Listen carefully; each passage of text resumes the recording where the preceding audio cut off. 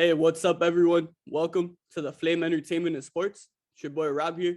On this episode, I have a very special guest, Raul Ramos. Welcome to the show, Raul. Hey, Rob, thank you for inviting me. For sure. No, it's an honor to have you here.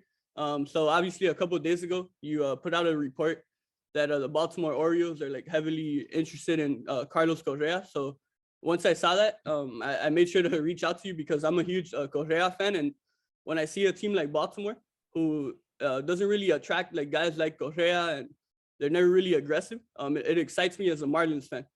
It gives me like more hope for like the teams that never spend, and maybe if one of them finally spends, then the other ones will follow. So yeah, I just kind of want to get like your overall thoughts on on Baltimore's like interest in Correa.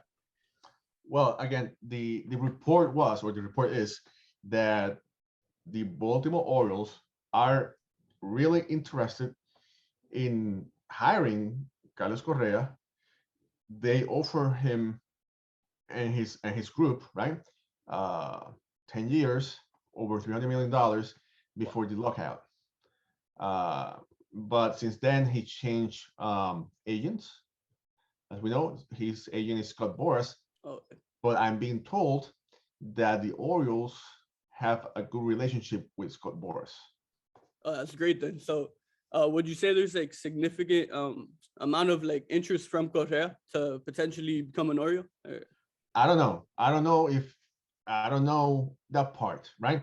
I Okay. know I was told that the offer was presented and they received it, right? Okay. So, but as you know, everything is a business.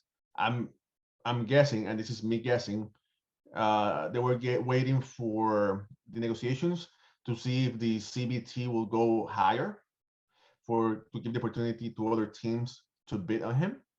As you know, nothing has happened. Yeah. The season is in jeopardy right now. But again, what I can tell you is that the Orioles are serious about pursuing Correa. They make him an offer.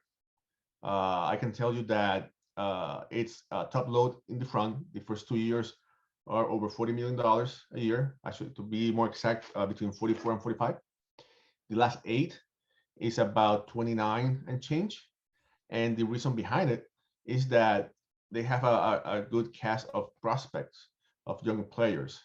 So the first 2 years, those players will be making less money. After that, they will get some type of raise. So giving the flexibility of uploading more money in the beginning, they have more space to offer more money after year 3. No, that's a really smart like approach by the front officer, and it's Mhm. interesting. Just a little side note because I never really talk about the Orioles. Like that's not like a team you talk about, and like I'm a Marlins fan because I'm loyal to all my teams here in Miami. But Mhm. actually, I haven't even mentioned this on the podcast. But so the my original co-host of this podcast, he actually just got a big job with the Baltimore Orioles. So that now I became an Oriole fan. So once I saw that report, I was like, all right, man, I hope they get Correa. I hope they make some big moves so my friend could be part of a winning team. You know what I mean? You know what? Very good. And again, a lot of people are waiting to see if it's true or not, but it's true. It's a reliable source. Uh, I'm backing the source 100%, and I can tell you that it's great for the city of Baltimore. Like they have awful seasons. Last year they lost 52 games. Um, some people are in favor, some people are against. They say, oh, but they need pitching. Yeah, well, they need a bit of everything, but you need to start with something. And then having one of the best farm systems in the country, you can put a figure like Correa in the middle and keep building around him. And that's what they want. And um, I've been told that if you have not seen it, check it out. They have a lot of Latin prospects, including Cesar Prieto, the Cuban, Grayson Rodriguez, and so on. So they want to make a dent on the Latin community. That's good news. Yes. And and they want to build around Correa. They believe Correa is what they need to take them to the next chapter. Competing against the Yankees, Mets, Boston, and Tampa is no easy task. So they need to really compete. And what I've been told, um, Correa will be the first piece, but we can see, like, I guess they will need 2 years, and then probably in the third year is like where we could see more of an impact. Got you. And I was actually gonna ask you. So, usually in sports, when guys like this go to different teams, other guys tend to like follow them to try to team up with them. Do you think that would be the case here in Baltimore if Correa were to join them? I don't know. I don't want to speculate. I only know. I'm not saying. First of all, let's make something clear. I'm not saying that Correa is going to sign with Baltimore. I am saying that Baltimore is serious about Correa, and they offer him the money, the package that he's looking for, right? Yeah. Which is 10 years and over $350 million. Corey Seager, when he was signed, they gave him a lot of money, and probably that raised Correa's price, right? Yeah. So, and Baltimore being a small market, what is considered a small markets team, but they have their own TV. I think they own about 60% of the MASN network. They get a chunk of money. So, and they are supposedly spending around $42 million this year so far. So they have the space. They have the ability to spend right now on someone that you need. And as we know, when you have a bad team, unfortunately, you need to overpay to attract good players. And it doesn't matter if it's Baltimore, if it's the Pirates, if it's I don't know, Arizona. If you want to attract a good player, you need to overpay, because there's no reason then for a player to go into a team like that and start a rebuilding process.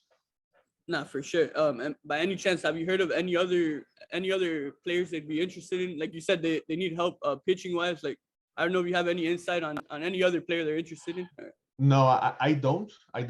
But what I know is that if you go into the prospects, Baltimore prospects, they have about 5 shortstop prospects on their top 30. Wow. So that's a lot of shortstops. So if they were able to get Correa, they will have 5 very good players that they could trade to make the team better. That I can tell you.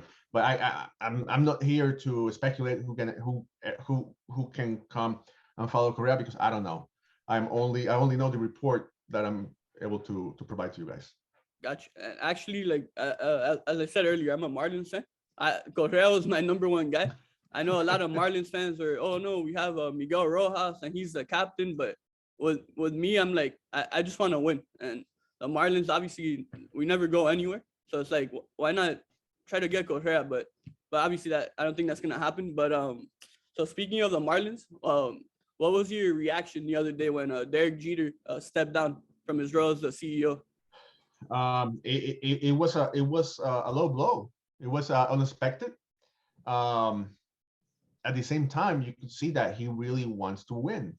And for the report, what I heard, it's and for the reports that came out, it's like he wanted more money to be able to compete with other teams. He wanted to reach the 85 to 90 win goal, and for that he needed more money. And for whatever the reason, the other part of ownership didn't want to provide that money. And we know that he has always been a winner. And we had seen how he was able to regroup, to provide a better way of thinking, to indoctrinate those players into thinking differently. But unfortunately, now he's gone. Sorry. So it's bad for the organization.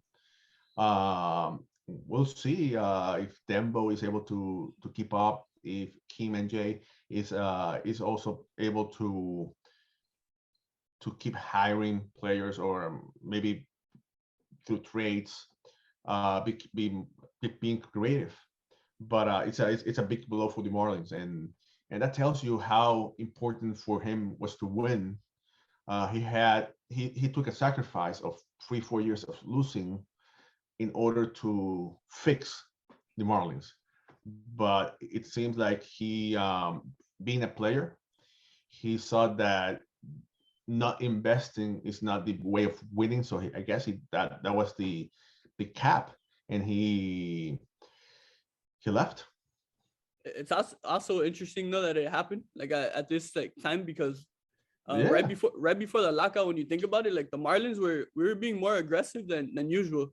Getting Avisel Garcia, Joey Wendell, Jacob Stallings. Those are three solid guys that have especially we need all the hitting we could get. Like we're pretty good in pitching, but um also that like it's interesting because like we were making moves, then the lockout comes and now he's gone. It's like I don't know if something happened during the lockout or it's And something that actually I heard from a good source is that Jorge Soler was interested in going to the Marlins to play. wow. So he comes up from being the MVP, one of the best players on the World Series, Yeah. and he's going to command some money. And I know that the Marlins, they got Abisail, and they spent a lot of money on him compared to some other contracts that they had offered in the past. But who knows? Maybe they can get Soler for a discount, maybe a small discount. But I know that he's interested in playing for the Marlins, or at least he was when the Jeter was there. Well, that's like music to my ears, man. That makes me super happy. I'm a huge fan of his, and I know he lives here already. In the off season, I follow him on like social media. He's been out in like different restaurants here, and I'm guessing he trains down here too. So, man, I would be so happy if we're able to get him and add him not only to, like to the outfield, but especially hitting wise, man. Because like I said, hitting's been terrible here. Even the COVID season where we made the playoffs, we had no hitting. So you bring a guy like Soler here, a Cuban guy, more fans want to go to the games.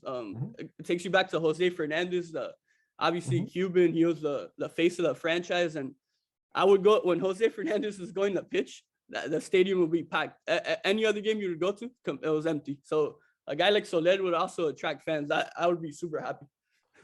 So like I knew that. I don't know what's going to happen now, but I know that there was some interest from his part of signing with the Marlins. So yeah. Wow, no, that makes me happy. Just the fact that there's interest, man, that makes me super happy because I don't know what you think, but I think with our pitching staff, I think it's good enough to be a playoff team. It's just hitting, we're far away. Well, you know what? Any team, they need different things. But the way that the Marlins were being rebuilt, they have young players. You need to fill the holes with trades or with free agents. So I guess they were going in the right way. Now without Jeter, I don't know what's going to happen. But yeah, you guys had a great group of guys. Rojas, Alcantara, that it's a fun group of guys to watch. Not for sure. No, yeah, but yeah, and you saying that, yeah, the Soler thing, man, I'll be super happy. But I don't know. Do you, by any chance, do you have like a specific favorite teams? Like, is there one team you cheer for more than the others? Or? Well, when I grew up, I was a Yankee fan, and living in the tri-state area, I covered the Yankees and I covered the Mets for Llenas. I don't get upset when the Mets win, and actually I tend to root for the Marlins. I always like the Marlins from the very beginning.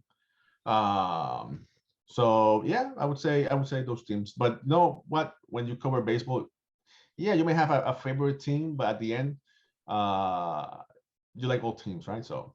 No, for sure. Yeah, you're right. When you cover it, but yeah, yeah, if you want, yeah, this will wrap it up. But if you want, before I let you go here, man, you can let everyone know where they could find you. Well, I'm in Twitter at Ramos Rauli, and I'm also in Instagram at Rauli Ramos 1, and you guys can follow me. I have my YouTube channel, It's baseball in English, Ahora, and there we go live Mondays and Thursdays at 8:30 p.m. and we do analysis, we do great interviews. We recently had David Concepcion, we Wow. had Jose Contreras, we had Tony Oliva, Wow. Enrique Rojas, we had Jose Cheo Cruz. So we had a good lineup from the beginning of the year. And in the past, we had Louis Tian, Orlando Cepeda, Edwin Rodriguez, who used to be the manager for the Marlins. So go in there, subscribe, and you'll have a lot of fun watching those interviews. Not perfect. I'll be sure to put all the links like in the description. But yeah, Raul, thanks again, man, for joining me. It was great to have you. I'd love to do it again. Hey, Rob, thank you for the invitation. Good luck with your podcast, and I'm sure we can talk more during the season. Hopefully, when there's a season. Exactly. Amen. Yeah, hopefully soon. But thanks again, and thanks everyone for tuning in. Until next time, everyone, take care.